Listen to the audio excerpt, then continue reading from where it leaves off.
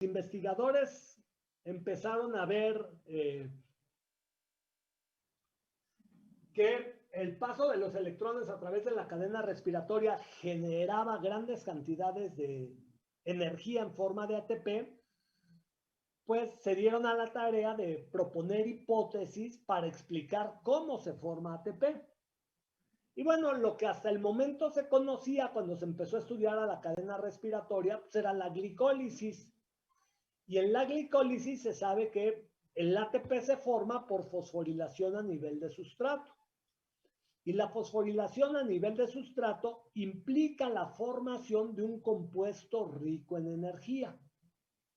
Entonces, la primera hipótesis que se propuso para explicar cómo era que la cadena respiratoria podía formar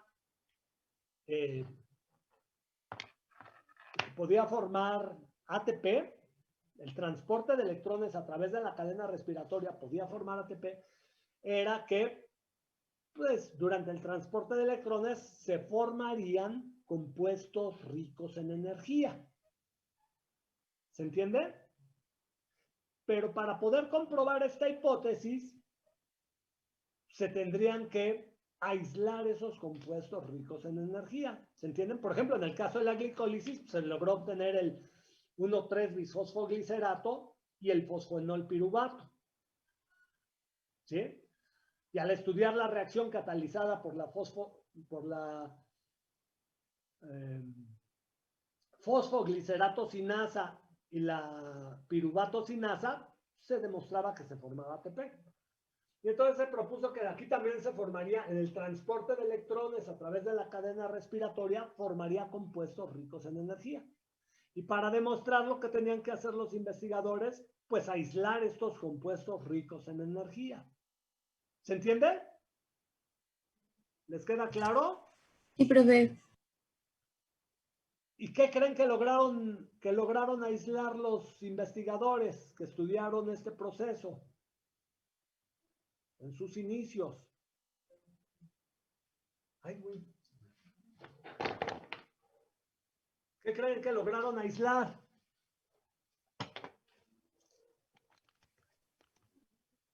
Pues la verdad, no aislaron nada, no lograron aislar ningún compuesto rico en energía cuando estaba activa la cadena respiratoria.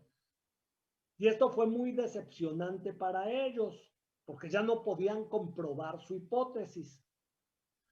Y entonces se propuso que estos compuestos eran tan inestables que rápidamente eran consumidos para generar energía. Ya saben, se la quisieron sacar, pero no pudieron. En 1960, otro investigador, se llama Peter Mitchell, propuso una teoría diferente, que se conoce como la teoría quimiosmótica, para explicar la formación de ATP. Para ello aislaron un complejo más que está aquí en la cadena respiratoria, bueno, acoplado a la cadena respiratoria, que se conoce como el complejo 5. El complejo 5 está aquí, miren. ¿Cómo dijo que se llamaba la teoría, profe? Quimiosmótica. Ahorita lo apunto.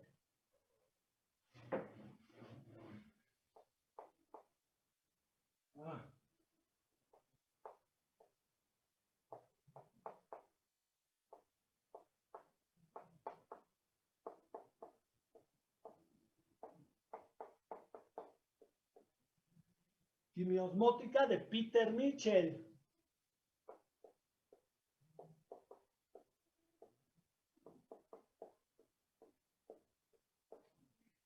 Este es de 1960.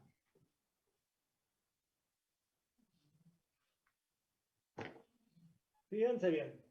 Esta que dibujé acá en verde va a ser el complejo número 5. Pero lo pongo diferente porque este es el que participa de la síntesis de ATP. Y fíjense lo que propuso Peter Mitchell y lo que demostró. Demostraron que cuando la cadena respiratoria, cuando el NAD transfiere sus electrones hacia el oxígeno, ¿sí?, se genera la suficiente energía para bombear pares de protones, ¿sí?, desde la matriz mitocondrial hacia el espacio intermembranal. En particular, cuando los electrones pasan a través del complejo 1, ¿sí? Aquí se genera la suficiente energía para bombear pares de protones, ¿sí? En particular, 4 protones. Luego, cuando los electrones pasan de la ubiquinona hacia el complejo 3, nuevamente se genera la suficiente energía para volver a bombear pares de protones. Se bombean nuevamente 4 protones. ¿Sí? Y finalmente, cuando los electrones pasan a través del complejo 4 hacia el oxígeno, ¿sí? Aquí se vuelven a bombear pares de protones, en particular 2. ¿Se entiende? Cuando hay flujo de electrones a través de la cadena respiratoria, se genera la suficiente energía y se conocen los mecanismos por los cuales se transfieren estos pares de protones desde la matriz mitocondrial hacia el espacio intermembranal. ¿Sí? Lo cual genera, fíjense bien, un gradiente de protones. ¿Sí? Es decir, el alto contenido energético del NAD, ¿sí? Ahora, la energía del NAD queda almacenada en un gradiente de protones que forma un potencial de membrana. ¿Se entiende? Fíjense, de este lado hacia el espacio intermembranal, la membrana se hace positiva por todos estos protones que se encuentran aquí, y del lado de la matriz mitocondrial, pues la membrana se hace negativa. Y entonces, el alto contenido energético del NAD quedó almacenado en un gradiente de potencial. ¿Se entiende? ¿Puede repetirlo, profe? Ajá. Que el alto contenido energético del NAD, cuando transfiere sus electrones hacia el oxígeno, ya vimos que se libera un montón de energía cuando este proceso ocurre, esa energía se aprovecha para formar un gradiente de protones. Por lo tanto, el alto contenido energético de la transferencia de electrones desde el NAD hacia el oxígeno queda almacenado en forma de un gradiente de potencial, de un gradiente de protones. O sea, hay más protones aquí que acá. Y la membrana se hizo positiva del lado del espacio intermembranal y negativa del lado de la matriz mitocondrial. ¿Se entiende?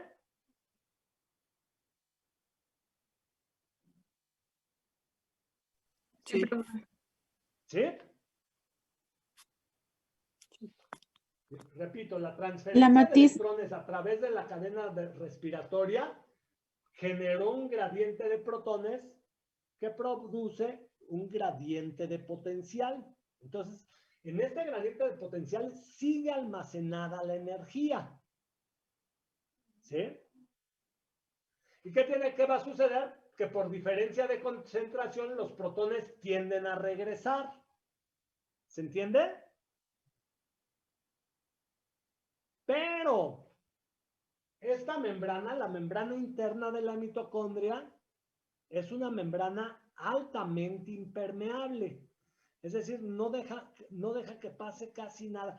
Casi todo lo que entra a la mitocondria, casi todo, menos el oxígeno, que es neutro, ¿sí? Requiere de transportadores. Es decir, en esta membrana hay un montón de transportadores. Incluso ni los protones la pueden atravesar, no pueden difundir a través de ella. A pesar de que la concentración de protones es mucho mayor en el espacio intermembranal que en la matriz mitocondrial. ¿Se entiende? Hagan de cuenta que esta membrana no deja pasar nada. Si algo quiere pasar, necesita haber un transportador. ¿Va? Incluso los protones, que son partículas subcelulares muy pequeñitas. ¿Vamos bien? Sí. Sí. ¿Sí vamos bien? ¿Se Entonces entiende? cada complejo actúa como transportador de protones, ¿no? Ajá, De por la así decirlo. membrana, de Aunque la aquí, matriz aquí la misma al espacio. Wikimona toma los protones y también transporta protones. Pero cuando cede los electrones hacia el citocromo B, aquí se genera un mecanismo que permite el paso de protones. ¿Va? O sea, prácticamente así como lo dices, cada uno de estos complejos, los complejos 1, 3 y 4, cuando hay flujo de electrones, participan del transporte de protones desde la matriz mitocondrial hacia el espacio intermembranal. ¿Vamos bien? Sí. Y entonces, pues aquí se formó un potencial de membrana, porque este lado de la membrana es muy positivo y este es muy negativo. Y entonces, de manera natural, los protones tenderían a regresar. ¿Se entiende? Pero no pueden regresar porque esta membrana es totalmente impermeable. Se requiere de un transportador. Bueno, ese transportador se localiza en el complejo 5. ¿Se entiende? El complejo 5 se conoce como complejo ATP sintasa.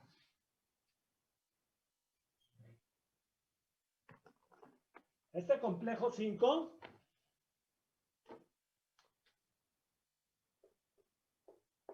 es el complejo ATP sintasa. Y este complejo 5 tiene dos subunidades. Una subunidad que se conoce como FO. Hay quienes dicen que es F0.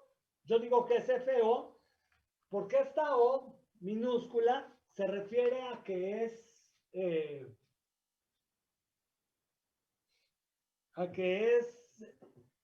inhibida por un agente que se llama oligomicina.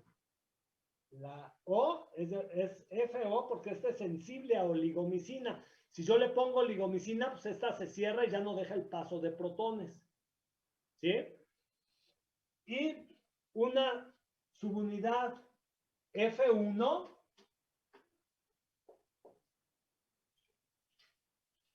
como de Fórmula 1, ¿sí? Y esta subunidad se conoce como ATPasa, porque cuando la empezaron a estudiar se daban cuenta que esta hidrolizaba el ATP. ¿Se entiende? Entonces, fíjense bien, la FO, es un transportador de protones. Y la F1, bueno, solita, si la quito de la FO, tiene actividad de ATPasa, es decir, degrada ATP a ADP y fosfato inorgánico. ¿Vamos bien?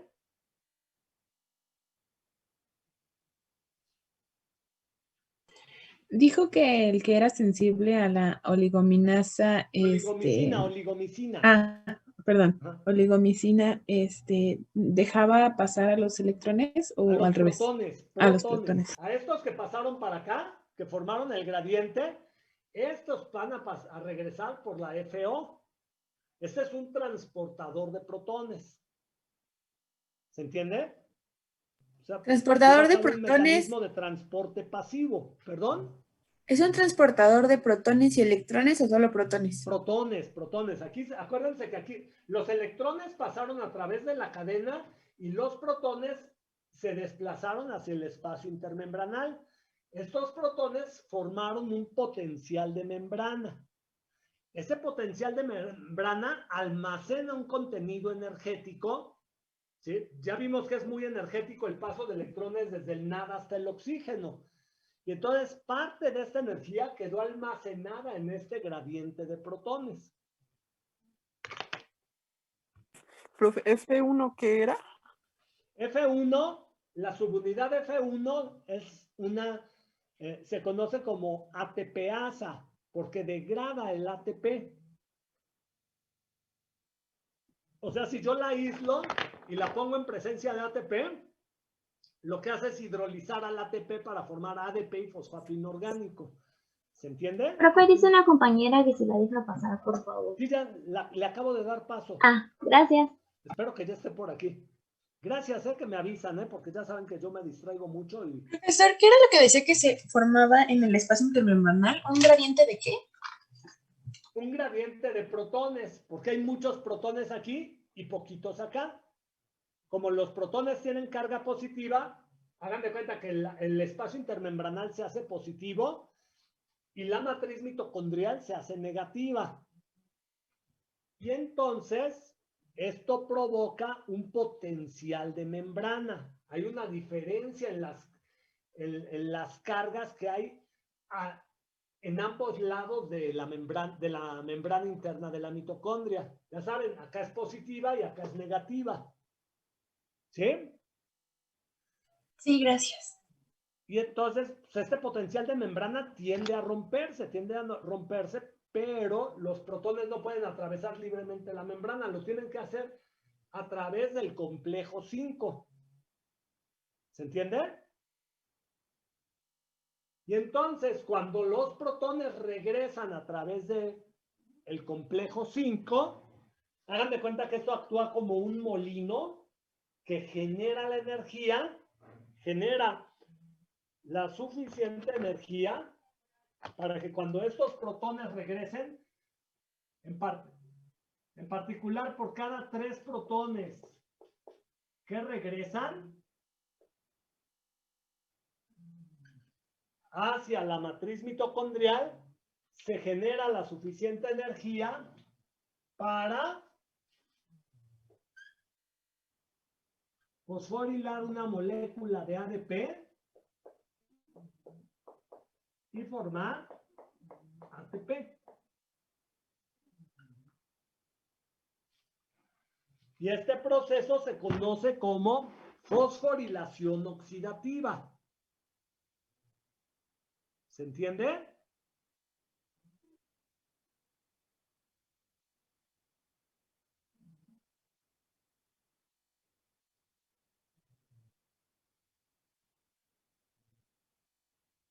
Y como pueden ver, la fosforilación oxidativa, que es la síntesis de ATP,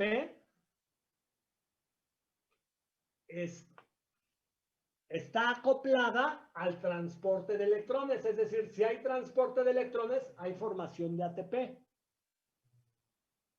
Si detenemos el transporte de electrones, ya dije aquí, por ejemplo, el cianuro bloquea el paso de los electrones hacia el oxígeno y detiene la cadena respiratoria. Si se detiene la cadena respiratoria, porque haya yo bloqueado el paso de los electrones con cianuro, se detiene la síntesis de ATP.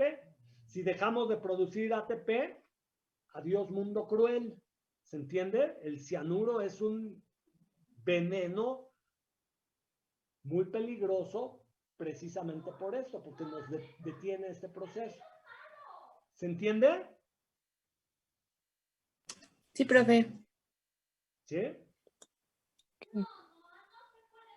Entonces, fíjense, el transporte de electrones está acoplado a la síntesis de ATP.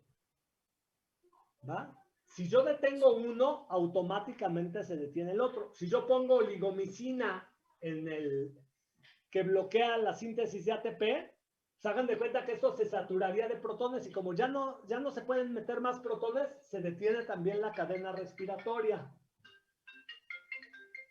Permítanme tantito. Bueno. ¿Quién habla? Ay, oye, te pido un favorcito, ¿me puedes llamar en 15 minutitos? Es que estoy dando clase y estoy terminando. ¿Sí me marcas o te marco yo?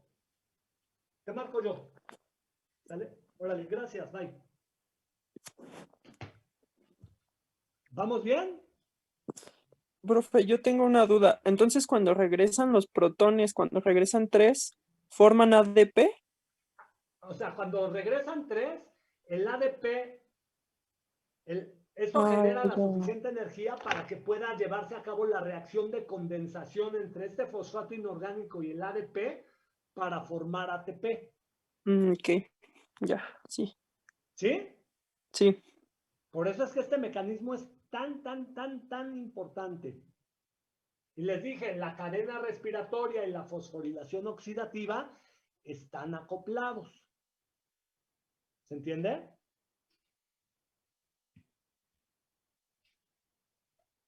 ¿Vamos bien?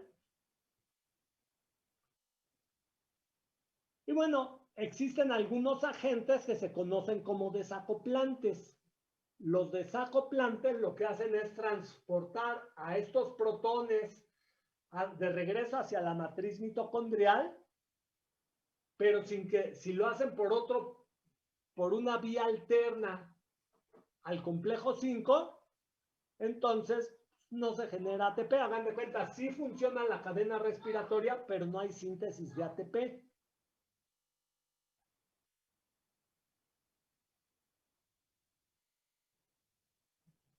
¿Qué dijo que eran los desacoplantes, profe?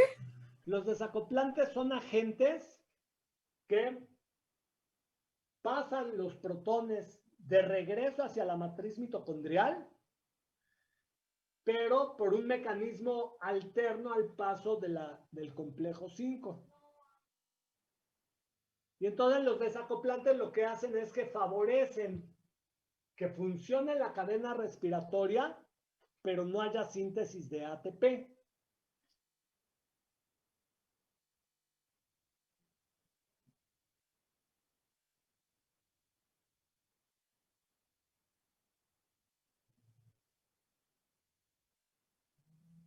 ¿Sí? Por ejemplo, si yo pusiera una proteína aquí, una proteína que forma un canal, ¿sí? Por este canal podrían regresar los protones, pero pues el paso de protones a través de ese canal no me generaría ATP. Nada más rompe el gradiente, pero no genera ATP. Y entonces aquí hace que se desacoplen. ¿Se entienden? Los dos funcionan. Si yo detengo uno, se detiene el otro. No importa cuál de los dos. ¿Sí? Pero si yo pongo un desacoplante, entonces puede volver a caminar la cadena respiratoria, pero sin haber síntesis de ATP. ¿Se entiende? Por ejemplo, en los recién nacidos, cuando ustedes estaban chiquititos, ya no se acuerdan, pero lo hicieron exitosamente según podemos ver, darnos cuenta. Hay un tejido que se conoce como el tejido graso marrón. En el tejido graso marrón, la cadena respiratoria y la fosforilación oxidativa están desacoplados.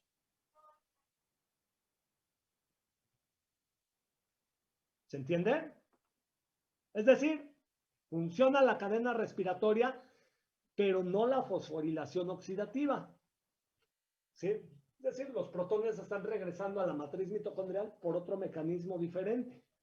Pero entonces, ¿qué sucederá con la energía almacenada en este gradiente que no se aprovechó para generar ATP? ¿Qué sucederá? ¿Para qué se utilizará esa energía?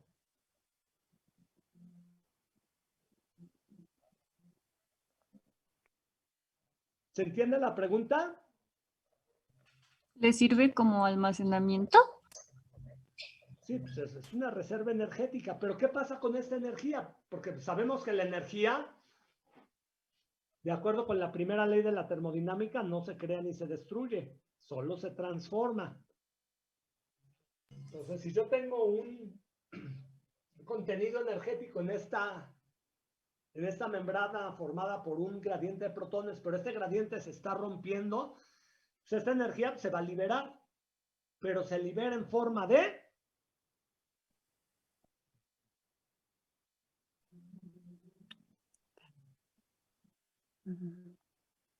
¿De calor? ¿Calor? calor. Entonces hagan de cuenta que los recién nacidos en el tejido graso marrón traen su propia incubadora. Traíamos nuestra propia incubadora. ¿Sí? Esto, ya saben, vivíamos bien contentos en el vientre materno a 37 graditos centígrados, muy contentos y muy felices. Pero en el momento del nacimiento salimos y bueno, si bien nos fue, estábamos, bueno, los que vivimos aquí en la ciudad, si vivían en Mérida, a lo mejor no sintieron mucho ese cambio, pero Los que vivimos aquí, imagínense que de vivir a 37 grados centígrados, de repente nos da un trancazote y ahora estamos a 27, digo a 20, pues es un cambio de temperatura muy, muy, muy sensible. El tejido graso marrón, ¿sí? Permite que haya cadena respiratoria, en ese momento se activa, porque es en el momento en que empezamos a tomar oxígeno, se activa, pero no se sintetiza ATP y esa energía se libera en forma de calor y ese calor ayuda a mantener al organismo funcionando. ¿Sí? Y eso, por eso les digo, se nos funcionó Entonces, muy bien cuando nacimos. entonces ¿Vale? el tejido graso marrón es un desacoplante. No, en el tejido graso marrón están desacoplados de manera natural. ¿Se entiende? Sí, seguramente aquí hay un desacoplante que pueden ser proteínas porinas que forman poros en la membrana para que regresen los protones y esto no esté asociado a la síntesis de ATP, esté asociado a generar calor. ¿Sí? Y este tejidito pues, es característico de los mamíferos, como ustedes comprenderán. ¿Se entiende? Sí. Bueno. ¿Preguntas o dudas hasta aquí? Porque yo sí tengo unas cuantas preguntas.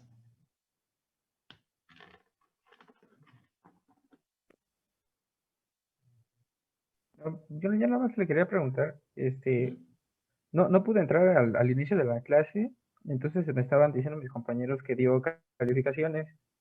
Entonces quería Aguántame, ver al si... final Ajá, te la sí, quería buscamos, preguntar. ¿va? Sí, muchas Ahorita, gracias, profe. ahorita la buscamos. Sí, profe, gracias. Por nada.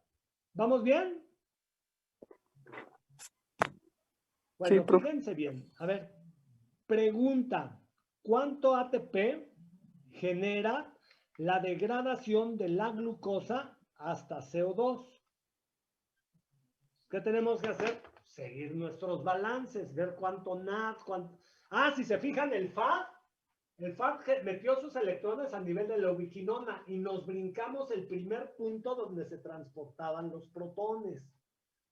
¿Se entiende? Entonces, vean, esto ya lo habíamos hecho la predicción de que el FAD generaba solo 2 ATPs. ¿Sí? ¿Pero por qué? Porque el FAD no metió sus electrones a nivel del complejo 1.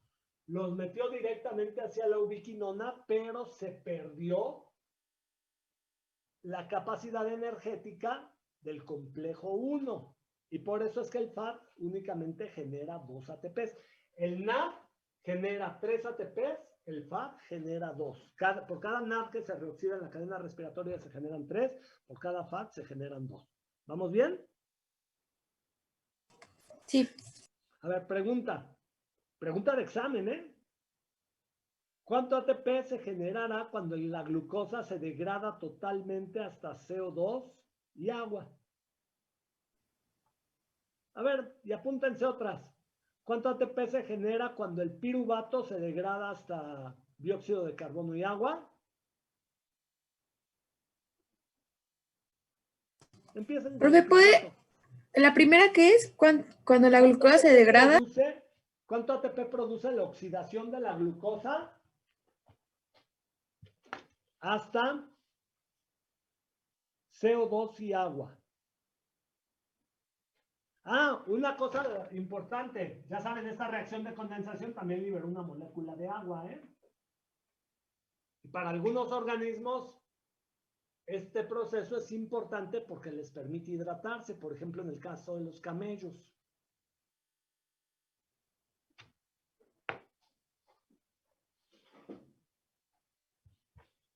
Era piruvato y glucosa. Empiecen a partir de piruvato. ¿Cuánto ATP se genera por una molécula de piruvato que se oxida hasta CO2 y agua? Entonces, ¿qué hay que hacer? Pues hay que contar. ¿Qué hay que contar? ¿Cuánto NAD se produce? ¿Cuánto FAD? ¿Y cuánto ATP se produce por fosforilación a nivel de sustrato?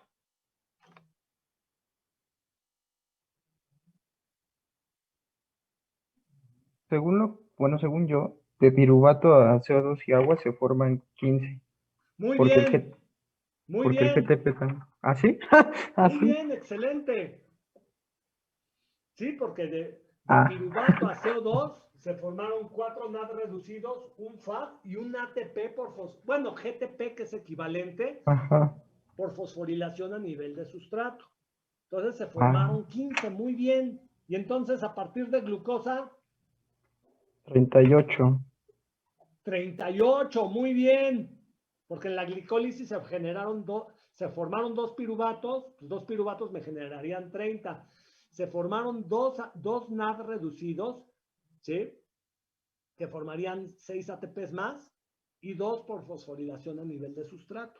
Muy bien. ¿Se dan cuenta, por ejemplo, cuando en la fermentación, cuando la glucosa se degradó hasta lactato, solo se formaron 2 ATPs? ¿Sí? Pero si la glucosa en presencia de oxígeno se degrada hasta CO2, se forman 38. ¿Todos bien? Sí, profe. Sí. ¿Seguros?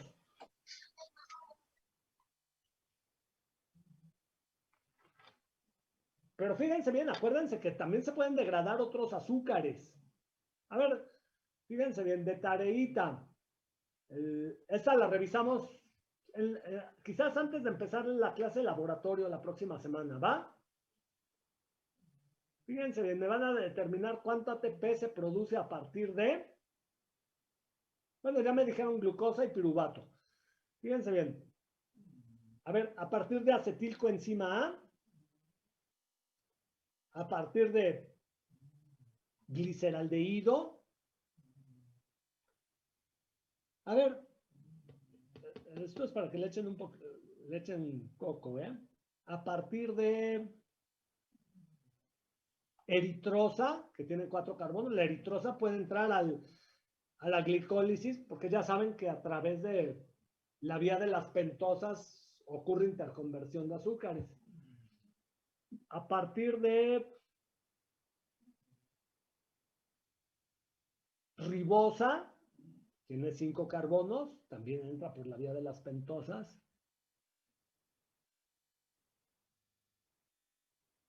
Dos más, a partir de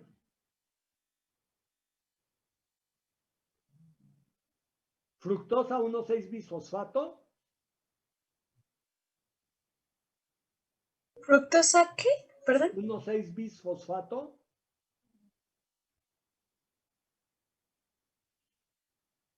Y a partir de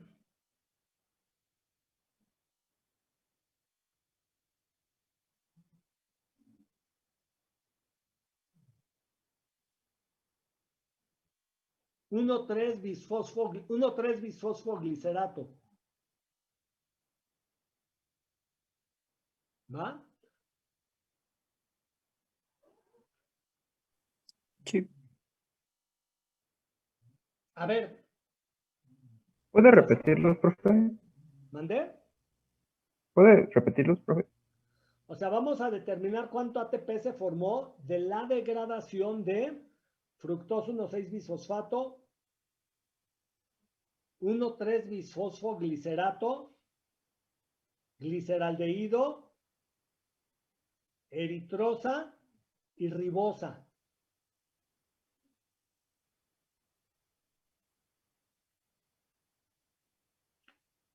Y sacarosa, ¿1,3 qué? 1,3-bisfosfato. Y sacarosa. Y me van a decir cuánto ATP se produjo en presencia y en ausencia de oxígeno. Un detalle importante, la glicólisis es anaerobia, es en ausencia de oxígeno. Ojo, la diferencia es que en presencia de oxígeno, el NAD se reoxida en la cadena respiratoria y en ausencia en fermentación. Entonces, digamos, la glicólisis anaerobia produce solo 2 ATPs, pero la glicólisis aerobia, hay libros que dicen que hay glicólisis aerobia. La glicólisis siempre se lleva a cabo en ausencia de oxígeno.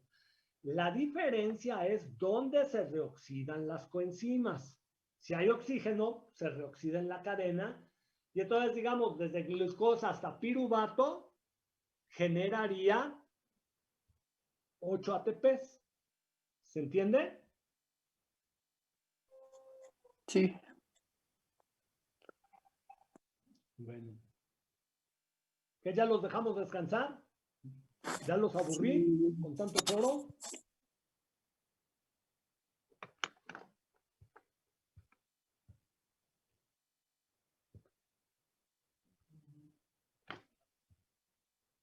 ¿Cómo se sienten después de tanto choro mareador?